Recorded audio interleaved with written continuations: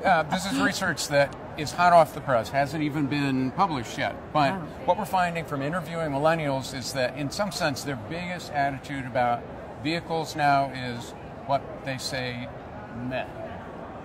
Meh. Cars are just meh. They don't really care. They're not that great. They don't identify with them. They will often say, unlike other people, I don't identify with my car. I know some people do, but not me. So my generation, we had names for all our cars, and we loved our cars, and I couldn't wait to turn 16 to drive my car. It sounds Right. like they have no relationship like that with their cars. I think that's the heart of it, really. They don't.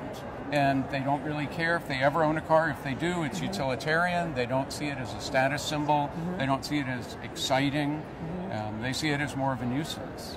So, and they also care about green and sustainability. I don't know if you studied that as well, Yeah, but I that was know one that. of Yeah, could we hear more about that? So we did two things. We did a lot of interviews, and we did a survey of about 2,000 people around the country. And the survey really indicated that millennials care more about the environment than other people do. They're more likely to think driving is dangerous than other people are.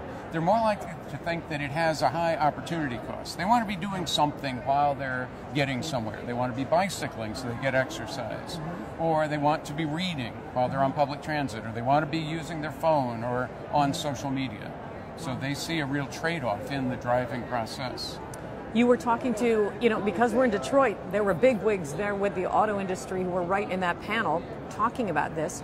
And I'm sure they had shared some opinions as well, but you were probably giving them information about how they can adjust for the future. If you were to tell the auto industry what to do to make their cars or to make transportation better for millennials and to prepare for the future, what would you tell them to do? Get ready for people to stop buying cars. So the most interesting thing, in a way, was that if millennials do own a car, they drive about the same amount as other generations do. But the thing is, they're much less likely to own a car. And they like it that way. They don't want to have to own a car. So I think the big challenge for the auto industry is going to be figuring out how to survive in a world where millennials want transportation services, but they don't want to have to own a vehicle.